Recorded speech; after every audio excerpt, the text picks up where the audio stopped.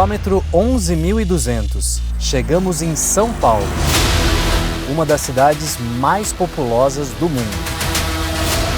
Como qualquer grande metrópole, São Paulo enfrenta grandes desafios associados à infraestrutura, desigualdade social, aumento da pobreza, violência e impactos ambientais negativos. Segundo dados do G1 e Data Favela, São Paulo conta com 1.747 favelas. São mais de 3,5 milhões de pessoas vivendo em condições de vulnerabilidade social. Por outro lado, os índices de desemprego vêm diminuindo na economia mais importante do país.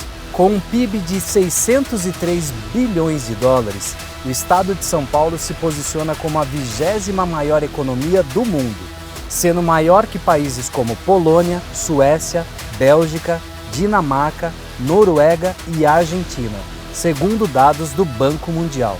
E aqui nos encontramos com diversos especialistas e iniciativas de diferentes segmentos para falarmos sobre soluções ambientais e sociais. Você sabia que a ONU lançou em 2015 os 17 Objetivos do Desenvolvimento Sustentável? E quando falamos desses ODS, já tem muita gente trabalhando pela chamada Agenda 2030. ODS 1. Erradicação da pobreza. Eu sou Renata Quintela e sejam muito bem-vindos ao Instituto A Nossa Jornada, que nasceu no dia 5 de junho de 2013, quando eu saí nas ruas pela primeira vez com a pergunta: o que eu posso fazer por você agora? Hoje o Instituto é um gigante, atuamos nas ruas e comunidades de São Paulo, cuidamos da gestão social de alguns projetos, atuamos na África, no projeto Níger e também cuidamos da segurança alimentar de várias aldeias indígenas.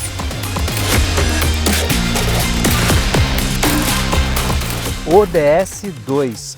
Fome zero e agricultura sustentável. A Embrapa nasceu para resolver os problemas do setor produtivo na tropicalização da agricultura brasileira. Então foi nesse contexto, na década de 70, que a Embrapa surgiu para resolver realmente os problemas, as dores dos setores produtivos e realmente fazer essa agricultura que a gente tem no Brasil, ela ser pujante. Então a gente saiu de um importador de alimentos para um exportador de commodities. É nesse momento que surge a Embrapa. ODS 3. Saúde e bem-estar. Bem-vindos à Cabelegria, uma organização da sociedade civil que, através de doação de cabelo, confecciona e distribui perucas para pacientes com câncer de todo o Brasil. ODS 4. Educação de qualidade. Bem-vindos a Viva Lá! Nós realizamos expedições em unidades de conservação brasileira em profunda conectividade com as comunidades tradicionais, fazendo com que as pessoas conheçam a cultura e deixem recurso e dignidade por todos os lugares que elas passam. E ainda trocamos uma ideia com Gustavo Cerbasi sobre educação financeira. Gustavo, quando nós falamos de ESG, o pilar S social, um dos grandes desafios é a educação financeira. Como você vê esse cenário nos próximos anos? Bom, o cenário é fantástico porque agora a gente não depende apenas de escolas, não depende apenas de uma fonte de informação que seja dirigida para a sociedade para que autonomia, conhecimento, dados, informação sejam absorvidos por quem precisa. Podemos usar redes sociais, usar tecnologia, usar conectividade para que o conhecimento possa ser transmitido a quem precisa e uma certa coordenação social, um trabalho coletivo seja aproveitado para que conhecimentos individuais sejam somados e colocados em utilização para benefício da sociedade. É um momento muito interessante usar tecnologia, inteligência artificial, conectividade, para não só transmitir, mas provocar transformação através do conhecimento. ODS 5. Igualdade de gênero. Somos a Gema Consultoria, apoiamos empresas a avançarem na agenda de diversidade, inclusão e direitos humanos.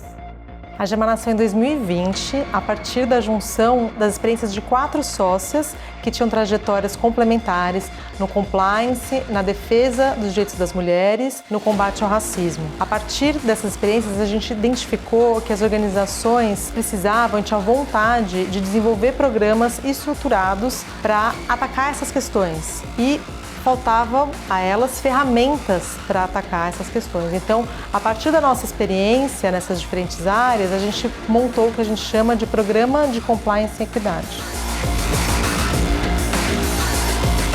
Somos a ESEC, uma consultoria 100% nacional que promove o desenvolvimento de líderes, empresas e conselhos de maneira única. Nossa jornada começou há 15 anos com a construção de reputação e credibilidade no mercado de gente. Montagem de conselho, busca e seleção de executivos, desenvolvimento de programas para liderança, para diagnóstico de cultura, para questão digital, mas sempre pensando no impacto ao final para a sociedade e para a organização privada. Jandaracy Araújo. As principais barreiras ainda para que as mulheres tenham pleno acesso aos seus direitos ainda está muito no modelo de construção da sociedade. A gente está falando muito mais de comportamental do que legal. Então, na verdade, o grande problema é uma mudança de mentalidade da nossa sociedade. A gente precisa rever como nós convivemos e aí a gente precisa falar do sujeito universal, que é o homem, né, que a gente costuma chamar de sujeito universal, não é a maioria, mas ainda é quem está nas posições de poder e toma a maior parte das decisões, seja no setor público ou seja no setor privado. Então, em termos de direitos, a gente olha, do termo legal, a gente tem uma política de desenvolvimento estruturante que permite mais acesso, mas, no entanto, o comportamento ainda precisa ser revisto. Então, acho que essa jornada de educação e reeducação é o mais importante para que a gente garanta o pleno acesso aos direitos e que a gente tenha equidade entre homens e mulheres. ODS 6, Água Potável e Saneamento Básico. Estamos no Pacto Global da ONU, estou aqui com Rubens Filho, que é gerente de meio ambiente, e aqui nós conversamos muito sobre conservação de ecossistemas e aquecimento global. Rubens, o que está acontecendo no Rio Grande do Sul tem total relação com o aquecimento global e também a conservação, né, de infraestruturas e a conservação de biomas. Como você vê esse cenário?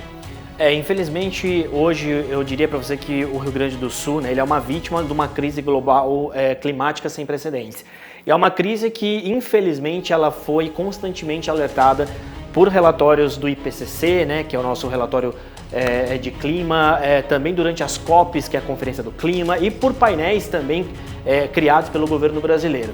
Isso exigiria do Rio Grande do Sul uma preparação muito mais incisiva do ponto de vista de infraestrutura. A infraestrutura cinza, que a gente pode falar, por exemplo, os diques, as represas, né, e também a infraestrutura verde, por exemplo, criar parques para servir como alagamentos, né, durante esses períodos e criar outros cenários. Então, quando a gente fala de aquecimento global, crise climática, obviamente a gente precisaria de um trabalho já feito lá atrás do que a gente chama de adaptação climática, né? Tanto pelos governos dos municípios e do estado, mas também um melhor letramento, né, para a população sobre o que iria acontecer e também uma melhor preparação das empresas, né, para que isso não ocorresse e não impactasse também o setor produtivo. E é isso aí, pessoal. Existem novos alertas em relação ao sul do Brasil e sudeste. Estamos falando de Santa Catarina, Paraná e aqui no estado de São Paulo. ODS 7, Energia limpa e acessível. A Pacto Mobility é uma inovação dentro de um projeto de inovação. Por que isso? O Grupo Pacto Energia é um grupo que atua verticalizado nas 4 áreas do setor elétrico: geração, transmissão, comercialização e distribuição. E especificamente na distribuição, onde a gente tem uma concessão no sudoeste do estado do Paraná, no Brasil, a gente resolveu transformar toda a nossa frota, que antes era a combustão, para uma frota 100% elétrica. Isso nos posicionou como a primeira e ainda única distribuidora de energia do mundo a ter uma frota 100% elétrica. E ainda conhecemos um projeto inspirador, o Litro de Luz. Bem-vindos ao Litro de Luz. Nós somos uma organização social que leva a iluminação para comunidades que não têm acesso adequado à rede elétrica por meio de soluções simples e sustentáveis à base de energia solar. A história do Litro de Luz começou lá em 2001, quando um senhorzinho lá no interior de Uberaba identificou uma necessidade que foram os apagões que a gente teve de eficiência energética em 2001. E aí ele morava numa comunidade em que tudo ficava muito escuro. E aí ele inventou que hoje em dia a gente chama de lâmpada de Mozart, que é basicamente uma garrafa PET, que ele encheu com água, um pouquinho de alvejante para não criar musgo, e metade dela fica para fora do telhado e metade para dentro. Aí quando bate a radiação solar, ela espalha a luz dentro do cômodo, que é o equivalente a uma lâmpada de 60 watts. Então essa solução ficou super conhecida, BBC fez notícia, espalhou para o mundo inteiro, até que lá nas Filipinas, em 2011, um filipino chamado Ilac Dias viu essa solução e começou a replicar isso, porque estava tendo uns desastres naturais e também tinha muita gente que estava vivendo no escuro. E é a partir dessa solução que começou a desenvolver outras soluções e também começou a institucionalizar o movimento Leader of Light.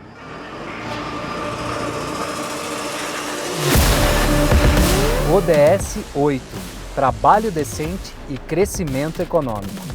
Na comunidade do Rio Pequeno, conhecemos a organização Aqui Posso Mais. Nós nascemos no contexto da pandemia através de um grupo de executivas que pensava muito nessa ajuda humanitária, né? E o momento da pandemia ocasionou muito isso, mas sempre gerou uma inquietude sobre só doar, né? Por que só doar? Então, o Aqui Posso Mais ele foi crescendo e entendendo que ele poderia ser um gerador de oportunidades, de transformação social. Hoje a gente é um conector de oportunidades para pessoas, cidadãos que vivem algum tipo de vulnerabilidade social.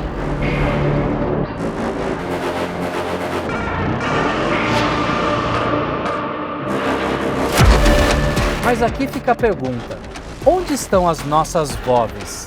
Nós somos a VOVs, uma plataforma de combate à solidão e geração de renda para a população 60+.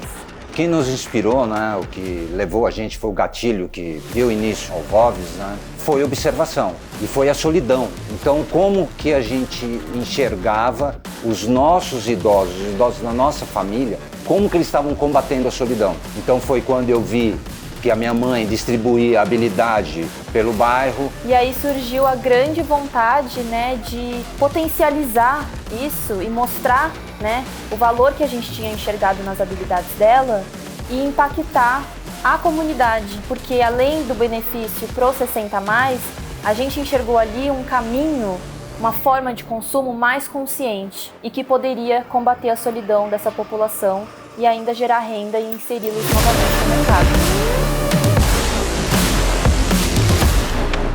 ODS 9 – Indústria, Inovação e Infraestrutura.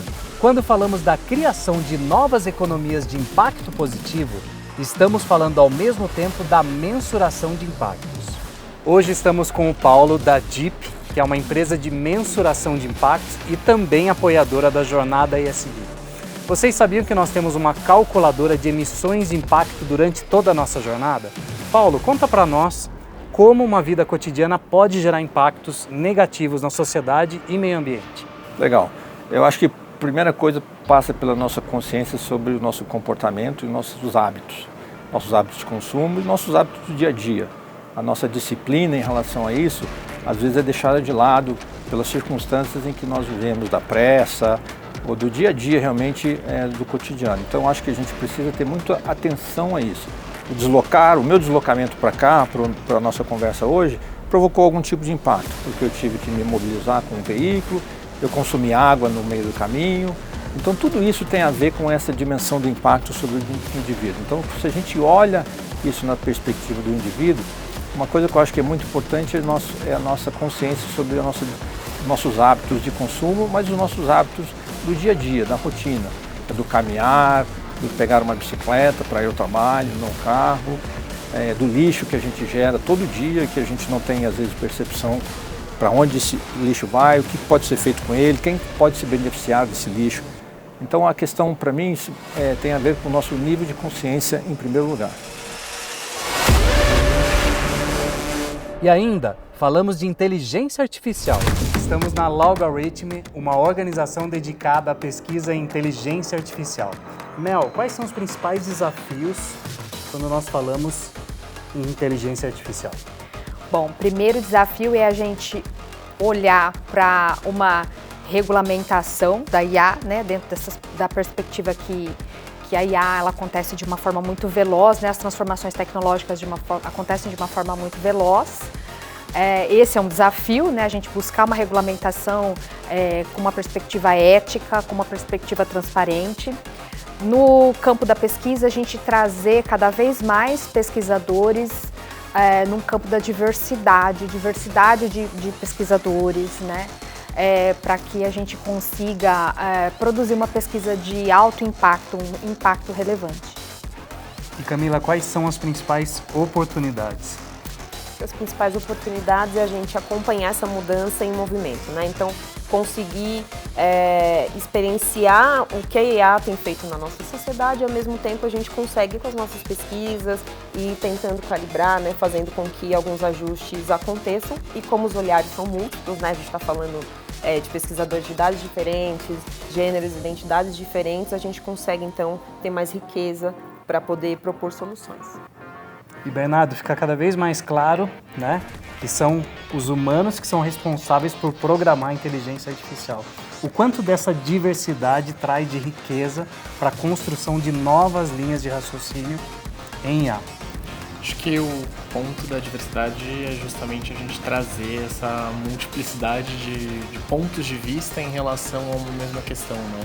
Se a gente pensa em grupos minorizados, eles são provavelmente os primeiros que vão perceber os diferentes vieses que vão afetá-los, né? Então, incluir essas pessoas dentro dessa lógica, né? Trazer uma perspectiva ética, trazer um grupo diverso para discutir a questão da inteligência artificial é bastante importante para que a gente consiga perceber, né, esses pontos cegos que podem estar passando por algumas pessoas, mas que não passariam por outras.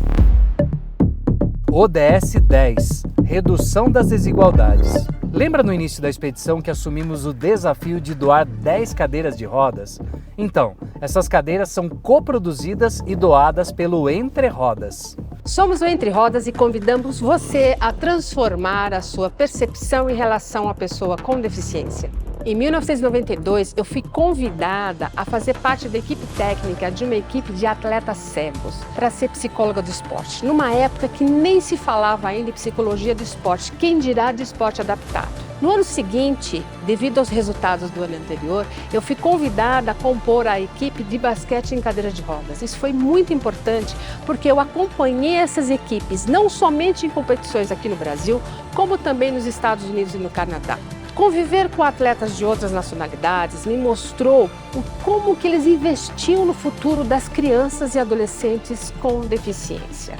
Essa experiência fez com que eu começasse a desenhar um projeto juntamente com o técnico do basquete em cadeiras de rodas, e nós criamos a primeira equipe de basquetebol em cadeiras de rodas para crianças aqui no Brasil. Isso fez com que eu convivesse com as famílias, porque trabalhar com crianças ou adolescentes com deficiência é preciso entender a realidade daquela família e, com isso, fortalecer esse núcleo familiar. Em 2009, eu começo a desenhar o Estatuto do Instituto Entre Rodas e tiro esse rascunho da gaveta no ano de 2013.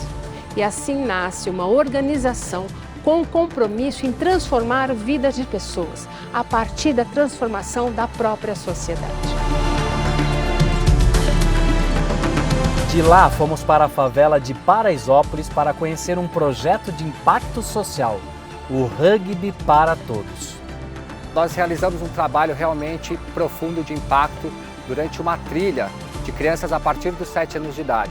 Então, nosso maior orgulho é ver o resultado de crianças que passaram por essa trilha e hoje são cidadãos exemplares para tantas outras crianças que seguem o mesmo caminho. Nós temos 3 principais frentes: o encaminhamento para o mundo do trabalho, onde jogadores de rugby, não atletas necessariamente, têm suas carreiras muito bem gerenciadas e continuam trazendo, impactando, retroalimentando a nossa cultura aqui na comunidade. Temos os atletas de alto rendimento, mais de 20 atletas vestem as camisas das diferentes seleções brasileiras, inclusive com 3 atletas olímpicas, que acordam, são realmente atletas de alto rendimento e se dedicam essa parte da vida para isso. E temos também educadores, nutricionistas, parte da nossa equipe de profissionais, hoje 9 profissionais são ex-alunos. Então eles retribuem também aqui, devolvendo o que eles aprenderam aqui nesse campo. E hoje convidamos a nossa parceira Lara Dávila para conhecer mais um projeto inspirador. A gente veio visitar a associação da Fernanda Bianchini, que faz um trabalho lindíssimo de uma escola de balé para pessoas cegas, e ela já acontece há 29 anos, é a única do mundo. Fernanda, com todos esses anos de atuação, o que tornou a instituição cada vez mais madura para se relacionar com o mercado e também com a economia, né? Que a gente sabe que é quem acelera projetos sociais como o de vocês. Bom, com certeza foi buscando profissionalização, né? Tanto da Companhia de Balé de Cegos quanto de toda a estrutura da associação, com governança e assim, para que deixem a associação de uma forma perpetuada mesmo, para que outras gerações possam se desenvolver através da arte, né? Então, sem essa estruturação profissional, a gente não conseguiria chegar nas empresas como nós estamos chegando. Então, a importância da maturidade das empresas e das organizações para conseguirem se desenvolver ainda mais, principalmente ajudando a transformar cada vez mais vidas. E é isso, quando nós falamos de cultura de propósito, nós estamos falando de uma construção de maturidade de ambos os lados. Quem está do lado de cá, desenvolvendo projetos sociais e tem que se reorganizar como modelo de negócio, e também as empresas para entender mais de perto o que é materialidade. ODS 11, Cidades e Comunidades Sustentáveis. Tivemos um papo muito bacana com a Ana Carla Fonseca Reis sobre economia criativa voltada para a construção de comunidades mais sustentáveis. Ana, de que forma você acredita que a economia criativa praticada dentro das comunidades pode ajudar a construção de cidades e comunidades mais sustentáveis? Eu acho muito bacana porque a gente vem percebendo cada vez mais que as comunidades são feitas das pessoas e que quanto mais a gente rompe as bolhas nas quais a gente se encontra hoje, mais a gente aproveita aquilo que tem de mais precioso nas comunidades, que são as pessoas, né? Seus valores, sua inteligência coletiva, sua proposta, seu empenho, seu empreendedorismo. Quando a gente pensa em uma grande cidade como é o caso de São Paulo, é muito interessante porque nos últimos poucos anos até, a percepção é menos, vamos ajudar as pessoas coitadinhas que precisam, e mais, poxa, olha só o que essas pessoas vêm fazendo, os milagres que elas vêm conseguindo concretizar ao longo das últimas décadas nos contextos mais difíceis. O que a gente aprende com elas em termos de visão de comunidade, em termos de inovações sociais, em termos de propostas para mudança de contexto? E aí, quando a gente rompe essas bolhas e efetivamente une esses saberes, esses conhecimentos, a gente consegue transformar a comunidade como um todo, que é aquilo que para a gente é mais precioso, né? Fazer com que efetivamente a cidade, o bairro, o local onde eu me encontro, seja mais propício ao bem-estar de todo mundo que lá está, e não nessa estratificação, nessa esquizofrenia que a gente vem vivendo nos contextos urbanos. E quando a gente fala de uma economia criativa vindo de dentro da comunidade e influenciando toda uma sociedade, junto com essa empatia a gente está falando de combate ao racismo, redução das desigualdades, né? Então é muito interessante nesse sentido também, né? Sem dúvida, é a capacidade de sonhar, né, Marcelo? É algo que a gente vem percebendo muito em função dos jovens, né, do que eles nos trazem, mas também nas outras gerações. Então, como é que a gente vai resgatando aquela certeza de que eu vou conseguir ter o retorno naquilo que eu estou fazendo?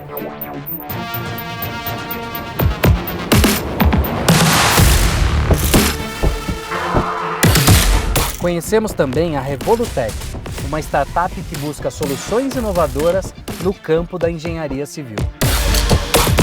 A escolha pelos stakeholders influencia diretamente nas soluções e alternativas sustentáveis que a gente oferece para o mercado. Então aqui, como vocês podem ver, tem a utilização de tijolos ecológicos que são prensados manualmente, então eles não passam por processos de queima, que são colados com argamassas poliméricas, que são produtos que podem agilizar em até 4 vezes a execução de obras, além do que já são prontas, então elas têm uma redução de cerca de 95% no consumo de água, trazendo características sustentáveis super importantes. Esse aqui é um revestimento feito de micélio, que é um fungo que ele é desenvolvido com um emaranhado de hifas e depois estabilizado artificialmente, formando essas placas com características térmicas, acústicas e com esse visual super diferenciado.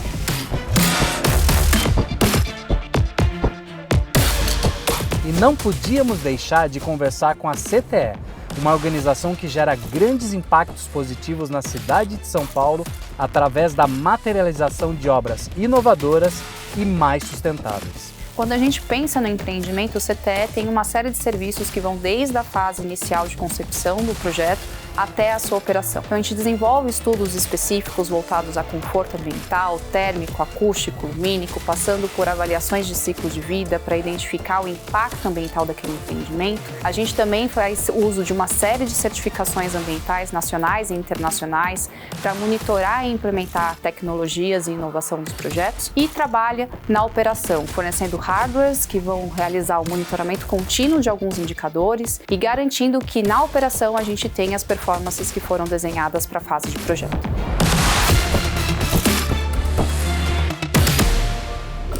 ODS 12, Consumo e Produção Responsáveis.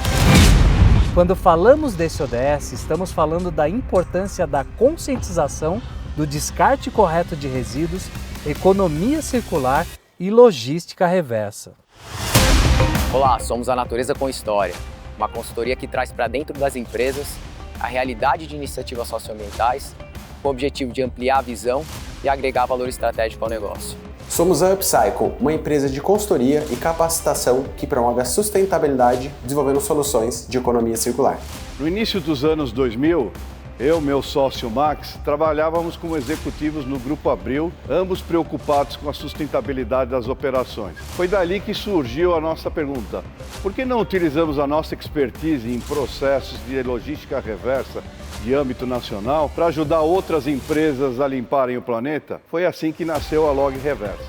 Bem-vindos à Recigreen. Nós somos uma iniciativa de descarte correto de sacos de cimento, argamassa, cal e gesso.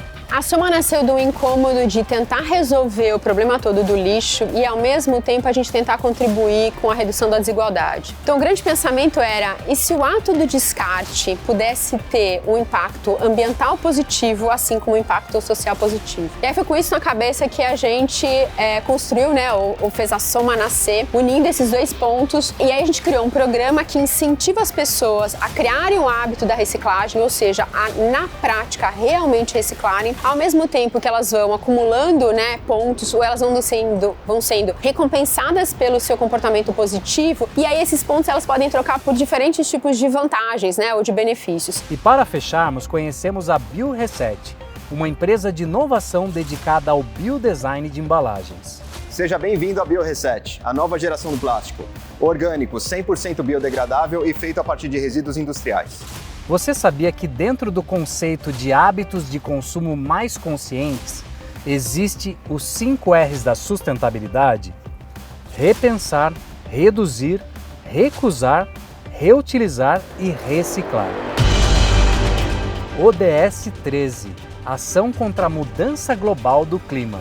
Quando falamos de aquecimento global, o mercado de carbono vem crescendo fortemente como uma importante solução de mercado para contribuir ao combate das mudanças climáticas. Olá, hoje a Jornada ESG está aqui com o Fábio Galindo da Future Carbon Group, que é a nossa parceira, e também nós estamos aqui para entender um pouco mais as principais tendências do mercado de carbono. Tudo bem, Galindo? Conta para nós como que está movimentando esse mercado.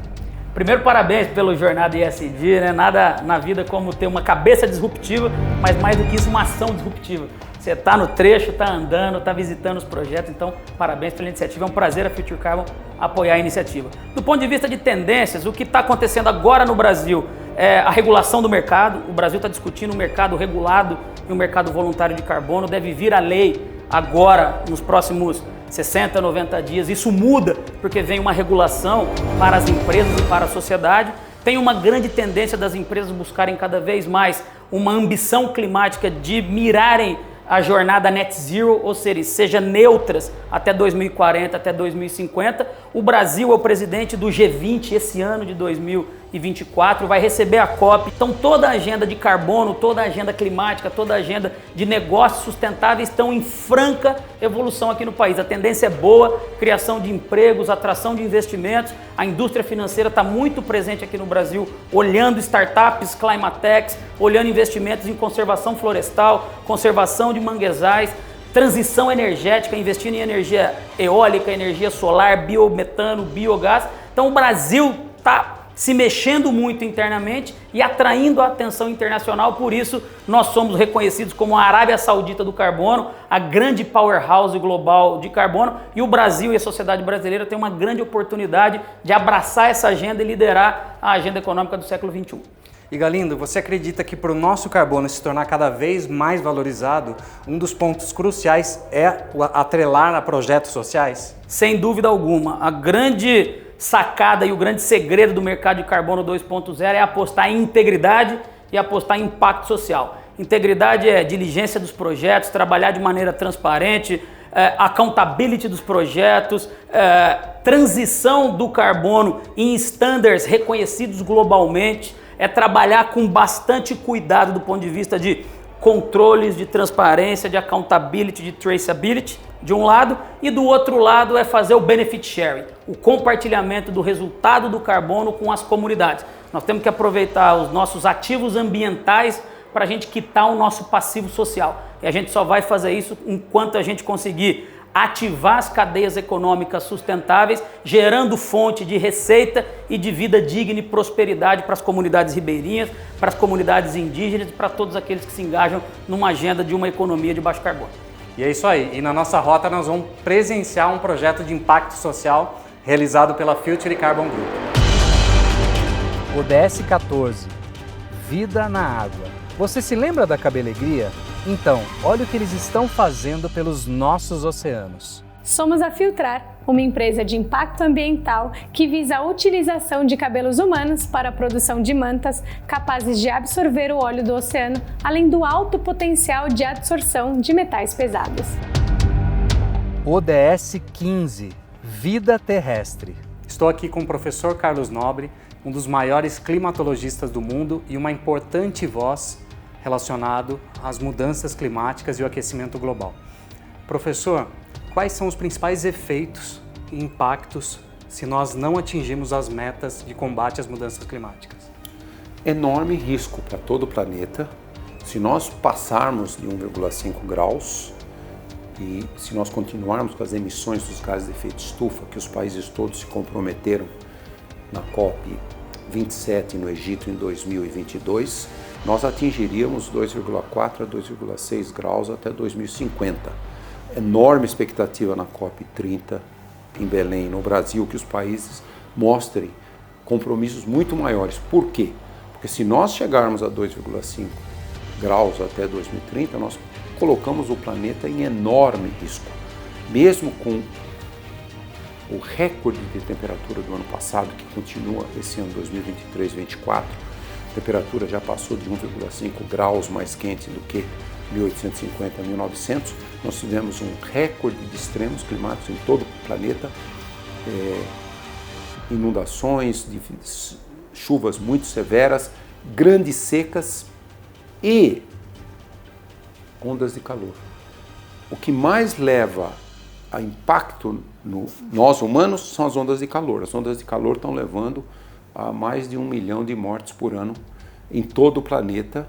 E se nós chegarmos nessa altíssima temperatura, 2,5 graus, nós vamos ter um impacto na saúde humana muito grande e vamos já extinguir um grande número de espécies da biodiversidade, o que é muito conhecido hoje. Os oceanos bateram recorde de calor, o ano passado continuam muito quentes em 2024, isso está branqueando inúmeras, a maioria dos recifes de corais, isso já é o caminho da extinção dos recifes de corais. Só para dar um pequeno exemplo, inúmeras, centenas de milhares de espécies estão muito ameaçadas.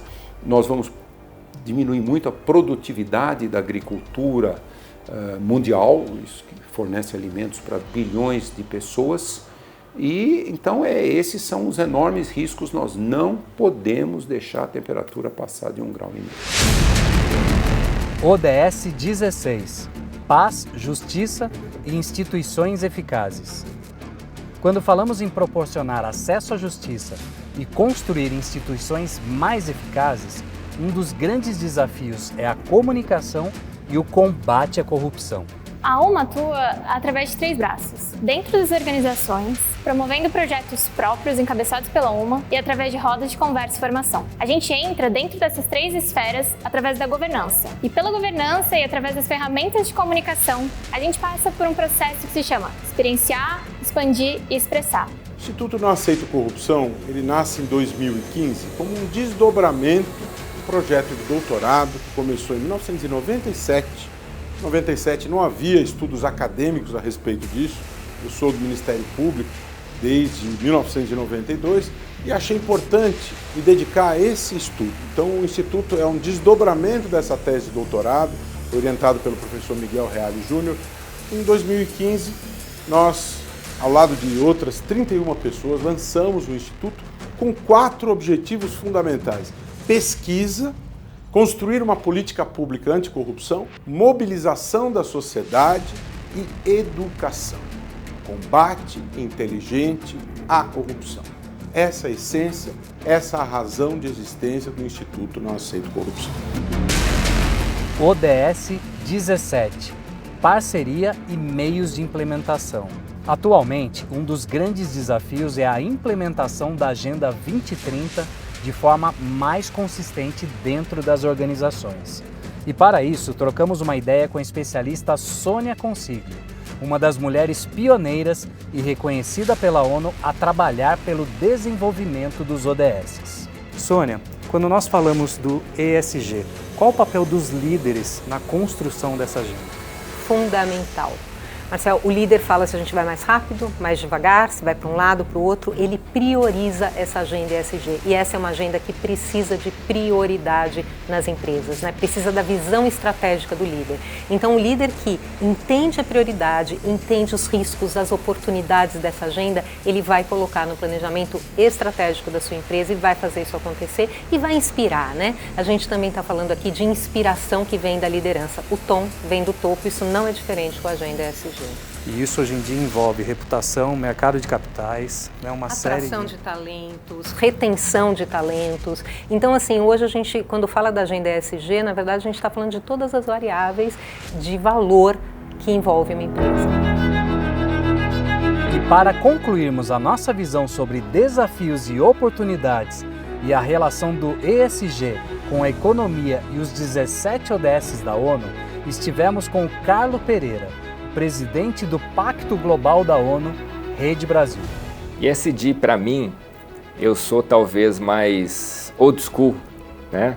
Então eu estou nessa agenda da sustentabilidade há muito tempo, comecei a carreira com ela, e mesmo antes, em movimento estudantil, quando ainda adolescente, né? E comecei muito cedo nessa jornada, para mim é isso, para mim ainda tem tá atrelado à questão ali financeira, né? Então eu gosto dessa temática de ESG, está atrelada a fatores e riscos, né, ambientais, sociais e de governança, ou seja, que impactam a questão financeira, né? Então esse é o conceito estrito sensu, originário ali do ESG, né? Então eu gosto de pensar dessa maneira porque, por duas coisas, né? Cada vez mais a gente precisou adequar o nosso discurso de profissionais de sustentabilidade para o lado da oportunidade.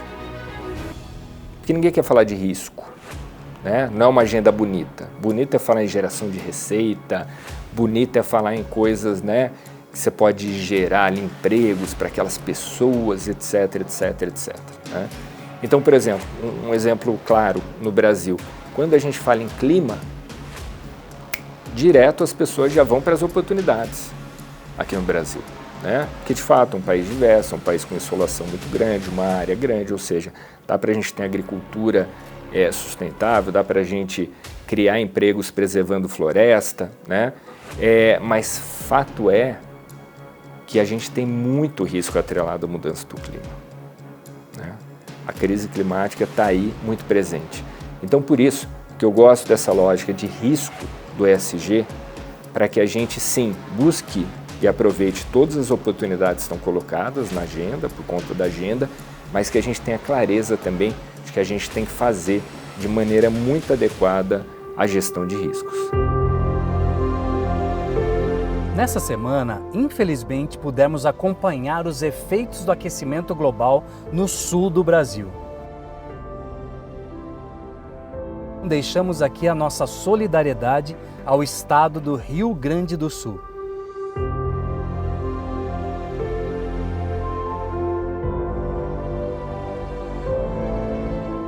Para doações e contribuições, acesse a nossa página jornadaesg.com.